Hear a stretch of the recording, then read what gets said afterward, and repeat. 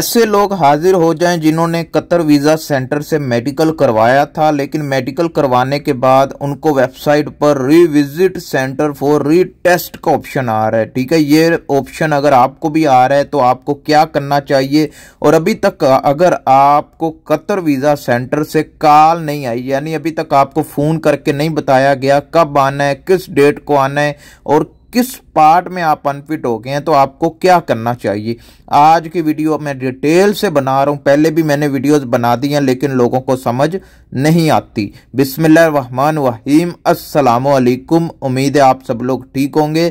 Video शुरू करने से पहले लाइक कीजिएगा, चैनल को सब्सक्राइब कीजिएगा। कोई भी सवाल है पूछना चाहते हैं इंस्टाग्राम पर आ जाएं। इंस्टाग्राम का नाम आपको स्क्रीन पर दिख रहा होगा। नेक्स्ट वीडियो किस टॉपिक पर बनाएं या कोई भी सवाल है इंस्टाग्राम पर आकर हमें बता सकते हैं या इस वीडियो के नीचे कमेंट भी कर सकते हैं। तो चलते हैं वीडियो की तरफ और आपको बताते हैं अगर आपको भी कतर वीज़ा सेंटर से अभी तक कॉल नहीं आई तो आपको क्या करना चाहिए। सबसे पहले तो आपको सब्र करना चाहिए क्योंकि अक्सर इसमें डिले हो जाता है। तकरीबन 10-15 दिन नॉर्मल लग रहे हैं क्योंकि काफ़ी लोग कतर वीज़ा सेंटर से मेडिकल करवा रहे हैं, तो इसलिए हर किसी की रिपोर्ट अपडेट करने में टाइम लगता है। तो आपने कम से कम भी अपने जहन में 10 से 15 दिन अपने जहन में रखना है टाइम के। इतने दिन के अंदर अंदर मुझे कॉल आ जाती है तो ठीक है।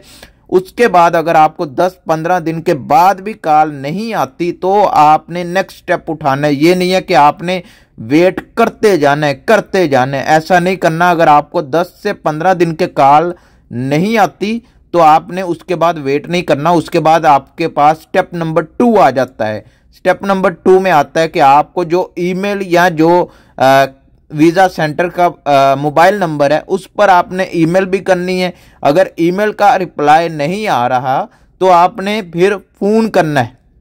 जो आपको नंबर दिया गया है, जो मोबाइल नंबर आपको दिया गया है उस पर आपने कॉल करनी है। कॉल करने के बाद आपने डिटेल से अपना बताना है कि मैंने फ़लाँ डेट को मेडिकल करवाया था, फ़लाँ टाइम करवाया था, अभी तक मुझे रीविजिट का ऑप्शन आ रहा है, मेरा स्टेटस अपडेट नहीं हो रहा, मुझे कॉल करके बताया नहीं जा रहा। तो वो फिर अपना चेक करते हैं। सब चेक करने के बाद आपको बता देते हैं। कॉल पर ही शायद बता दें कि आपने फ़लाँ डेट को आना है, नहीं तो वो आपको कहते हैं आप वेट करें, आपको ईमेल आ जाएगी, आपको फ़ोन आ जाएगा दोबारा। तो फिर आपको 2 से 3 दिन के अंदर अंदर फ़ोन आ जाता है। लेकिन ज़्यादातर लोगों के साथ मसला यही बनता है कि जब उनको फ़ोन आता है या खुद फ़ोन करके बताते हैं तो उनको अपना वीज़ा नंबर ही नहीं पता होता।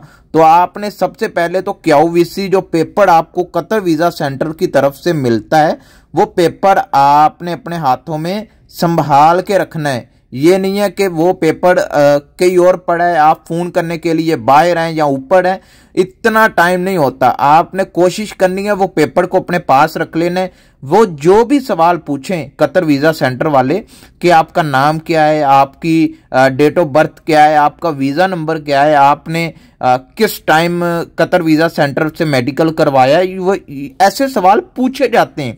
वो चेक करते हैं कि सिस्टम में अपडेट है या नहीं है।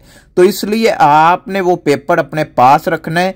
कुछ भी हो जाए, फ़ोन करने से पहले आपने वो पेपर अपने पास रखना है। अगर कतर वीज़ा सेंटर वालों की तरफ से फ़ोन आए फिर इतनी टेंशन नहीं है क्योंकि उन्होंने खुद आपको फ़ोन किया, उनके पास हर चीज़ का डाटा पहले से मौजूद होता है। तो आपने अगर फ़ोन किया है तो आपने वो पेपर है उसको अपने पास रखना है ताकि वो जो भी सवाल पूछें, वो जो भी जानना चाहें आप उनको बता दें, फ़ौरन बता दें। इस तरीके से आपको 4-5 दिन के बाद अपॉइंटमेंट दोबारा मिल जाएगी, आप जाकर अपना मेडिकल करवा सकते हैं। ये आसान तरीका और स्टेप बाय स्टेप आसान तरीके से समझा दिया मैंने। फिर भी कोई सवाल है इंस्टाग्राम पर आ जाएं, नाम आपको स्क्रीन पर दिख रहा होगा। कोई भी परेशानी है या नेक्स्ट वीडियो किस टॉपिक पर बनाऊं वो भी आप बता सकते हैं। मुकम्मल वीडियो देखने के लिए आपका शुक्रिया। मिलते हैं नेक्स्ट वीडियो में। अल्लाह हाफिज।